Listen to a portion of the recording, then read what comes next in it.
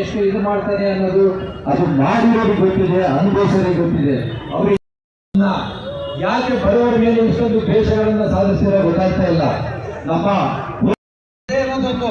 ಇಲ್ಲಿ ನಾವು ಇಟ್ಕೊಂಡು ಕೆಲಸ ಮಾಡಬೇಕಾಗುತ್ತೆ.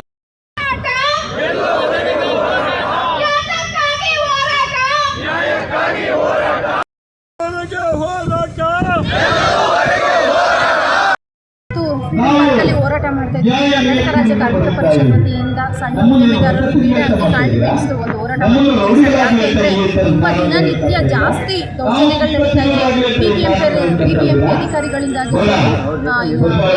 ಇನ್ಸ್ಪೆಕ್ಟರ್ ಪ್ರತಿಯೊಬ್ಬರು ಕೂಡ ತುಂಬ ಟಾರ್ಚರ್ ಮಾಡ್ತಿದ್ದಾರೆ. ಏಕೆಂದರೆ ಬದುಕಲಿಕ್ಕೆ ಸ್ವಾಭಿಮಾನಿಯಾಗಿ ಬದುಕಲಿಕ್ಕೂ ಅವಕಾಶ ಮಾಡಿಕೊಡ್ತಾ ಇಲ್ಲ. ಹಾಗಾಗಿ ನಾವು ಇವತ್ತು ಫ್ರೀಡಮ್ ಪಾರ್ಕಲ್ಲಿ ಹೋರಾಟ ಮಾಡಿದ್ದೀವಿ. ಯಾಕೆಂದರೆ 1 ವರ್ಷ ಹಿಂದೆಯೇ GST ಇಂದಲೇ ಹೋರಾಟಗಳನ್ನ ಮಾಡ್ಕೊಂಡಿದ್ದೀವಿ.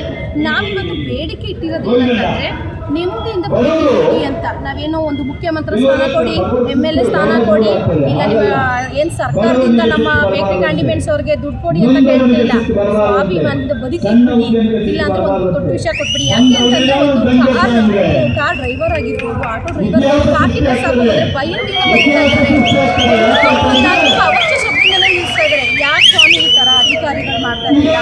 ನಿಮ್ಮಲ್ಲಿ ಹೆಣ್ಮಕ್ಳಾದರೆ ದಯವಿಟ್ಟು ಯಾರು ಕೂಡ ಮಾಡಬೇಡಿ ಅಂತ ಈ ಮೂಲಕ ಕೇಳ್ಕೊಳ್ತಾ ಇದ್ದೀನಿ. ಇವತ್ತು ಏನು ಈ ಫ್ರೀಡಮ್ ಪಾರ್ಕ್ ಹೋರಾಟ ಶಾಂತಿಯುತವಾಗಿ ಮಾಡ್ತಾ ಇದ್ದೀವಿ. ಇವತ್ತು ಒಂದು ದಿನಕ್ಕೆ ಶಾಂತಿಯುತವಾಗಿ ಮಾಡ್ತಾ ಇದ್ದೀವಿ. ನಾಳಿನ ಕ್ರಾಂತಿ ಆಗುತ್ತೆ. ಪ್ರತಿಯೊಬ್ಬ ಮನೆಯಿಂದಲೂ ಒಂದೊಂದು ಹೆಣ್ಣುಮಗು ಕೂಡ ಬಂದರೂ ಕೂಡ ದೊಡ್ಡ ಮಟ್ಟದ ಹೋರಾಟ ನಡೀತಿದೆ. ಆ ಹೋರಾಟಕ್ಕೆ ಅವಕಾಶ ಮಾಡಿಕೊಡ್ಬೇಡಿ. ಈ